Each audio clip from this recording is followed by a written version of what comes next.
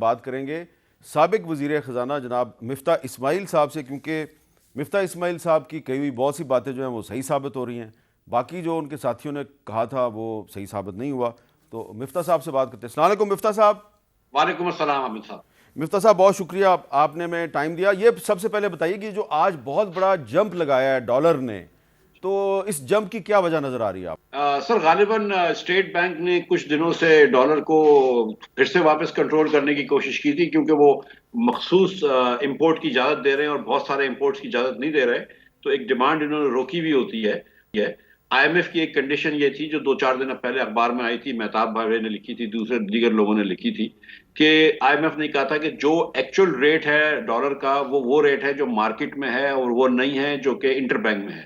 تو پھر آج شاید I M F state bank نے جو ہے وہ آئی ایم ایف کی یہ کنڈیشن سنتے ہوئے واپس سے جو ہے وہ ڈالر کے اوپر سے ہاتھ ہٹایا ہے. تو پھر ڈالر کی اڑان بڑھ گئی. اسحاق ڈار صاحب نے دعویٰ کیا ہے کہ جو ہمارے فورن ایکسچینج ریزروز ہیں وہ ان میں 4 ہفتوں میں تقریباً $1 ارب کا اضافہ ہو گیا ہے.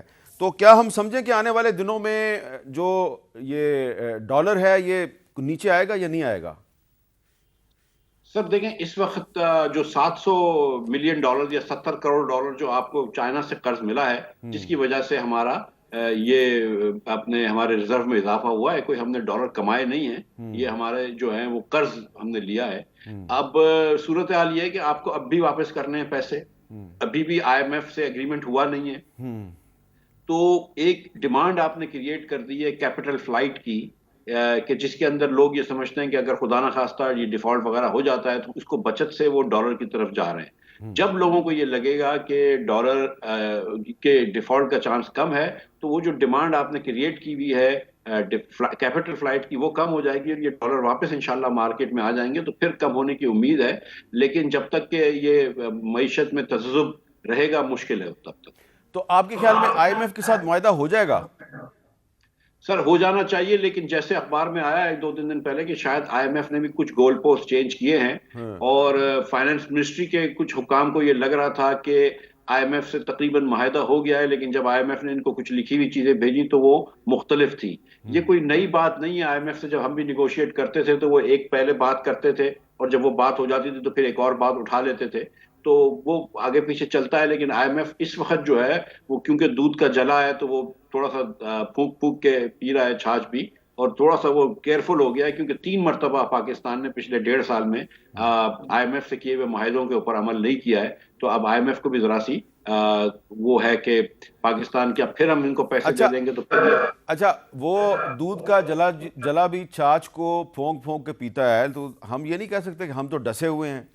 تو لیکن اس وقت تو خیر ہم بھکاری بنے ہوئے ہیں، ان سے قرضہ مانگ رہے ہیں. لیکن تھوڑا سا آپ یہ بتائیں گے کہ جو آپ نے کہا کہ 1.5 سال میں 3 دفعہ جو ہے وہ ان کے ساتھ وعدہ خلافی ہوئی ہے، تو ان 3 میں سے کتنی دفعہ عمران خان کی حکومت نے کی اور کتنی دفعہ یہ آپ کی جو پارٹی کی حکومت ہے اس نے کی؟ 2 دفعہ عمران خان صاحب نے کی ہے. ایک مرتبہ جب کووڈ ختم ہوا، اور کووڈ میں بہت ریلیکس کر دیا تھا آئی ایم ایف نے، جب کووڈ کا یہ پینڈیمک میں شدت میں کمی آ گئی اور معیشت واپس جب نارمل ہو گئی، تو آئی ایم ایف نے 3 ریویو ایک ساتھ کیے، اور حفیظ شیخ صاحب نے وہ ریویو کرے، اور اس کے بعد ہم کو ایک قسط بھی پیسے ملے. اور جیسے ہی پیسے ملے تو خان صاحب نے حفیظ شیخ کو ہٹا دیا اور شوکت ترین صاحب آ گئے، وچ از فائن. لیکن جب شوکت ترین صاحب نے وہ جب بجٹ پیش کیا تو وہ آئی ایم ایف کے معاہدے کے مطابق نہیں تھا. جو آئی ایم ایف کے ساتھ آپ نے اگریمنٹ کرے ہوئے تھے اس کے مطابق بجٹ نہیں تھا، اور وہ کہتے رہے کہ نہیں میں کر لوں گا بغیر وہ آئی ایم ایف وغیرہ کے. 2-3 مہینے وہ چلتے رہے، لیکن سپٹمبر وغیرہ اکتوبر میں وہ پھنس گئے. تو اس کے بعد انہوں نے نومبر میں آئی ایم ایف سے ایک اور معاہدہ کیا. وہ جب نومبر میں معاہدہ کیا آئی ایم ایف تھا، تو وہ سمجھ لیجیے کہ پہلی مرتبہ آپ نے بجٹ کے وقت معاہدہ توڑا آئی ایم ایف سے 6ٹھے ریویو کے بعد. پھر جب وہ آئی ایم ایف سے آپ نے معاہدہ کیا نومبر میں اور اس کے پیسے فروری میں ملے، تو جیسے ہی پیسے ملے اس کے چند دنوں بعد آپ نے پھر وہ معاہدہ توڑا اور پیٹرول سستا کر دیا، جبکہ دنیا میں پیٹرول مہنگا ہو رہا تھا. ہماری قیمت خرید 190 روپے کی تھی، لیکن ہم نے قیمت فروخت 150 رکھ دی. 210 روپے کی قیمت خرید ہماری ڈیزل کی تھی، ہم نے 146 کر دی. تو آپ نے فروری میں پھر ایک معاہدہ توڑ دیا. تو یہ دوسری مرتبہ معاہدہ توڑا. پھر جب ہم آئے تو ہم نے بڑی مشکل سے ایک آئی ایم ایف کو بجٹ دینے کے بعد، آئی ایم ایف نے کہا جب تک بجٹ نہیں آپ کا دیکھیں گے ہم معاہدہ نہیں کریں گے. لیکن بجٹ دینے کے بعد ہم پھر لے کر آئے، اور جب آئی ایم ایف کی جو پیسے آئے سپٹمبر میں تو پھر آپ نے مجھ کو ہٹا دیا.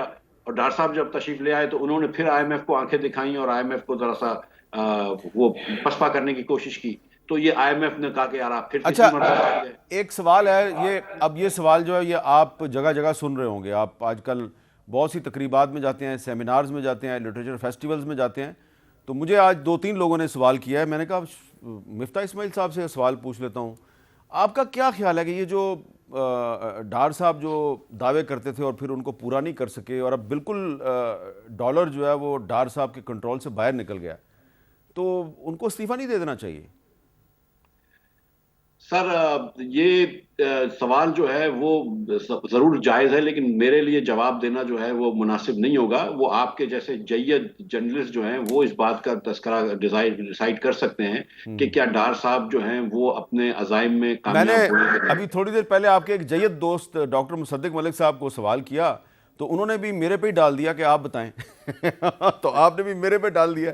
اچھا، میں چھوڑ دیتے ہیں اس سوال کو، یہ بتائیں کہ یہ جو پچھلے دنوں IMF کی سربراہ نے DW ڈوئچے ویلے کے ساتھ گفتگو کی اور کہا کہ IMF تو پاکستان میں امیروں پر ٹیکس لگانا چاہتا ہے، IMF تو پاکستان میں غریبوں کو سبسڈی دینا چاہتا ہے، تو کیا یہ آپ کے خیال میں یہ بات درست ہے؟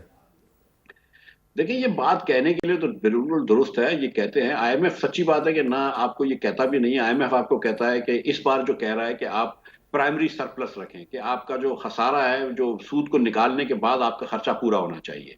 تو شہباز شریف صاحب کا یہ خیال تھا لاسٹ ٹائم، اور بڑا میرے خیال سے مثبت خیال تھا کہ اگر آپ نے یہ ٹیکس بڑھانا ہے مفتاح تو امیر لوگوں کے اوپر ڈالو۔ تو انہوں نے مجھے کہا کہ بینکوں کے اوپر ٹیکس بڑھاؤ، اور اپنے بچوں کی کمپنی جو شوگر کمپنیز تھی اس کے اوپر بھی انہوں نے کہا کہ بالکل ٹیکس لگا دو تم ایکسٹرا۔ تو ہم نے ان کے اوپر ٹیکس لگایا، ہم نے زمین کے مالکان کے اوپر جن کے پاس ایکسٹرا زمینیں پڑی ہوتی ہیں ان کے اوپر ٹیکس لگایا، دیگر ہم نے 4% ساری کمپنیوں کے اوپر ٹیکس لگایا۔ تو ہم نے یہ سب کچھ کیا تھا۔ ہم نے سیلز ٹیکس نہیں بڑھایا کیونکہ وی تھاٹ کہ this was a regressive tax. لیکن ظاہر ہے کہ جب آپ ٹیکس بڑھاتے ہیں یا معیشت کے اندر آپ بجلی مہنگی کرتے ہیں تو غریب کے اوپر بھی بوجھ آتا ہے۔ حامد بھائی 50% پاکستانی جو ہے وہ صرف 200 یونٹ سے کم استعمال کرتے ہیں، 75% پاکستانی یا 80% پاکستانی 300 یونٹ کم سے استعمال کرتے ہیں۔ تو یہ پاکستانی کی جو ایک میجورٹی ہے وہ امیر لوگوں کی نہیں ہے، تو ظاہر ہے کہ جب آپ بوجھ ڈالتے ہیں تو غریب لوگوں کے اوپر بوجھ جاتا ہے۔ شہباز صاحب نے کہا تھا اور صحیح کہا تھا کہ ایکسپورٹرز کے اوپر جو ہے وہ آپ تھوڑی سی مراد دیں مجھے۔ میں نے ان سے ریکویسٹ کی تھی کہ میں 2 مہینے کے میرے پاس پیسے رکھیں، میں وہ دوں گا، باقی 10 مہینے کے پیسے میرے پاس نہیں ہیں۔ میں آپ کے پاس ایک ٹیکس لے کے آؤں گا، کوئی بھی 80 ارب روپے کا، آپ وہ اپروو کر دیں گے ٹیکس، ہم ان کو یہ پیسے بھی دے دیں گے۔ ٹھیک ہے۔ لیکن جب ڈار صاحب آئے تو انہوں نے بغیر کسی ٹیکس لگائے 80 ارب روپے کی وہ بھی مراد دے دی جو اب واپس کرنی پڑی ہے 1 مارچ سے۔ تو وہ مطلب جو آپ نے انفنڈڈ سبسڈیز ہم نہیں دے رہے تھے، کوشش ہماری یہ تھی، شہباز صاحب بھی یہ کوشش کر رہے تھے کہ بجٹ کے پیراڈائم میں رہیں اور زیادہ خرچہ نہ کریں، لیکن بہرحال